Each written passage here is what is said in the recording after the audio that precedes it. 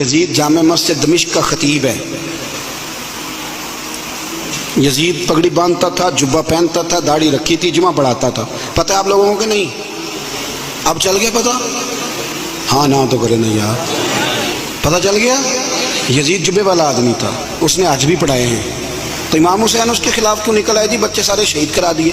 یہاں تو جس کو صورت اخلاص نہیں آتی وہ بھی کہتا ہے مولوی کو ٹھیکیدار ہے دین کا، ہمارے خلاف بات کرتا ہے۔ بھئی یزید جامع مسجد دمشق کا خطیب، خطبے دینے والا، بلکہ امام حسین 10 محرم کو خطبہ دینے لگے کہ مجھے کیوں قتل کر رہے ہو؟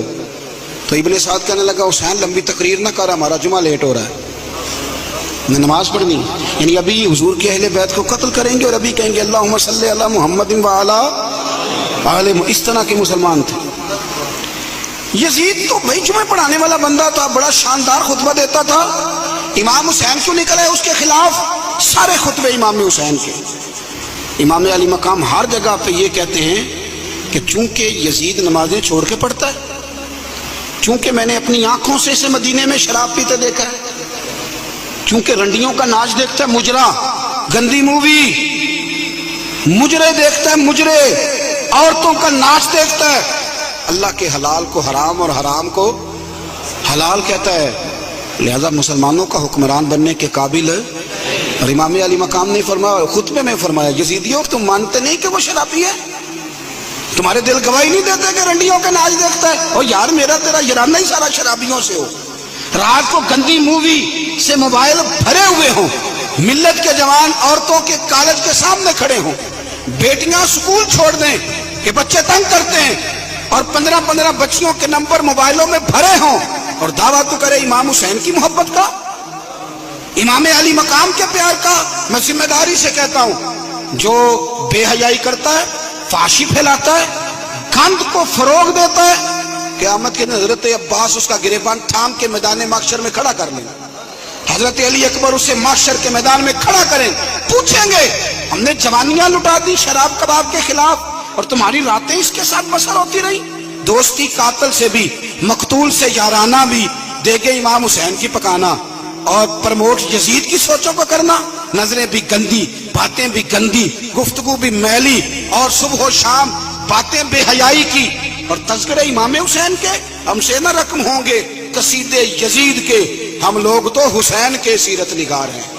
ایک دروازہ کھٹکھٹاؤ، ایک، ہم مومن ہیں، مسلمان ہیں، خبردار یہ گند من سارا ڈیلیٹ کرو، ہمارا اس سے کیا لینا دینا، اور یہ گند ہمیں مائل بھی نہیں کر سکتا۔ ہماری آنکھیں تو بڑی کھری ہیں، یا قرآن دیکھیں گی یا مصطفیٰ کا گنبد خضرا دیکھیں گی۔ اس گند من نوجوانوں، پاک جوانی اس کی ہوتی ہے جس کی جتنی زیادہ اللہ نے اسے قوت دی ہو اتنی پاکیزگی بھی دی ہو، جو ہر جگہ میل کو چال کرتا پھرے، ہر جگہ۔ وہ بھی کبھی محمد بن قاسم آئے یہاں لڑنے کے لیے، تو ایک دن صبح ایک بزرگ سے ملاقات ہوئی تو بڑا پریشان محمد بن قاسم۔ تو بزرگ کہنے لگے بیٹے کیوں اتنی ٹینشن ہے؟ کیا؟ کہنے لگے جناب نہ تو ہمیں ہندوستان کی زبان آتی، نہ رستوں کا پتہ ہے، راجے دہار سے مقابلہ کیسے لڑیں گے؟ انہوں نے کہا تو ہمت کر، میں دعا کروں گا اللہ مدد کرے گا۔ چند دنوں کے بعد محمد بن قاسم پھر اس بزرگ سے ملے تو بڑے حشاش بشاش۔ بزرگ کہنے لگے کیا بات ہے، بڑے خوش ہو؟ کہنے لگے بزرگوں پتہ کرا لیا، 2 گھنٹے سے زیادہ میرے مقابلے میں کھڑا نہیں رہ سکتا۔ جوانوں جات کے سننا، 2 گھنٹے سے زیادہ کھڑا نہیں رہے گا۔ کہا کیوں؟ کہنے لگے میں نے پتہ کرایا ہے، وہ نظر کا گندا ہے، اس کی تو ماموں کی بیٹیاں اس کی نظر سے نہیں بچتی، گندا ہے نظر کا، پھپھو چچا اور خالہ کی بیٹی کو بھی تاڑتا ہے، راجہ دہر گندا ہے، گندے لوگ میدانوں میں ٹھہر نہیں سکتے، 2 گھنٹے کے بعد بھاگ جائے گا۔ میں 17 سال کا جوان ہوں، چڑھتی جوانی ہے، پر اگر زبان پر کوئی چیز جاری رہتی ہے تو مصطفیٰ کریم کے دین کے ترانے جاری رہتے ہیں۔ یہ کیا بات ہوئی کہ مسلمان ہو، کلمہ گو، اور وہ کہے جی اوہو بڑا مشکل ہے جوانی میں بچنا؟ کیا مشکل ہے؟ کون کہتا ہے مشکل ہے؟ کس نے کہا ہے مشکل ہے؟ جوانی تو نام ہی پچ جانے کا نام، حوصلے ہی سارے جوانی میں ہوتے۔ اور تیری جوانی پر اقبال نے اپنے بیٹے کو دعا دی تھی، اس نے کہا تھا حیا باقی نہیں ہے زمانے کی آنکھ میں، خدا کرے کہ رہے تیری جوانی بے داغ، خدا کرے کہ۔ اور بھائی کیسے تو کہتا ہے کہ میں 1 منٹ، تو عاشق رسول ہے، تو عاشق امام حسین ہے، تیرے اوپر کسی غیر کا رنگ چڑھ جائے، او کچا رنگ للاری والا جڑا چڑھدا لیندا رہندا، اے عشق تیرے دا رنگ محمد چڑھ جائے پھر نہیں لینا۔ اس لیے حسین والے بنے، حسین والے ہر یزیدی کے خلاف لڑنا سیکھیں، بات کرنا سیکھیں۔ چند باتیں عرض کی ہیں، ایک تو سادگی اختیار کریں، دل کی صفائی اختیار کریں، قرآن اور عبادت کی طرف توجہ کریں، اپنے گھروں کو سنواریں، رزق حلال لے کے آئیں۔ اپنی زندگی آپ یہ نہ سمجھیں کہ میں کہ گھر کو صحیح کر لوں گا تو کیا ہوگا، گھر جب صحیح ہو جائے گا تو معاشرہ بھی صحیح ہو ہی جائے گا، آگے بات بڑھے گی۔ میں حاضر ہو گیا تھا آپ کے حکم پر، اور حسب توفیق میں نے کچھ بات بھی کر دی ہے۔ جب آپ لوگ دوڑتے ہیں نا ملنے کے لیے اور کئی دفعہ گرتے بھی ہیں تو بڑی شرم سی محسوس ہوتی ہے کہ ہمارے لیے لوگ بیچارے اتنی تکلیف کر رہے ہیں، تھوڑی مہربانی فرمائیے گا۔ کچھ الرجی کا مریض بھی ہوں، زیادہ گرمی برداشت بھی نہیں کر پاتا، آپ تھوڑی مہربانی فرمائیں گے، مجھے اجازت مل جائے گی؟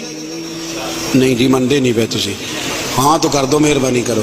بزرگ آدمی سفید داڑھی والا میری طرح کے گناہ گار آدمی کے اگر دوڑ کے ملنے آتا ہے وہ گر جاتا ہے، اور پیچھے ہٹو پیچھے ہٹو۔ وہ لوگ بھی دیکھنے والے کہتے ہیں کس طرح کے لوگ ہیں، سیانا بیانا بندہ ملنے آیا اور اس نے ہاتھ ہی نہیں ملایا۔ میں زیادہ دور نہیں رہتا، گھنٹے سوا کے فاصلے میں، جس نے ملنا ہو جمعرات کو آ جائے، انشاءاللہ کھانا بھی کھلاؤں گا، عصر کے وقت آ جائے، اللہ خیر کرے گا۔ شوق جو ہے ملنے کا، تو شوق تو پانی لوڑ نہیں ہڑا نو راہ براں دی، شوق تو رستے سارے آسان کر دیتا ہے، اللہ آپ کو جزائے خیر دے، لیکن یہ ادھم پھیل نہیں مچائیے گا۔ اللہ آپ کو ہمیشہ آباد فرمائے۔ آخر دعوانا الحمدللہ۔ سلام پڑھیں گے۔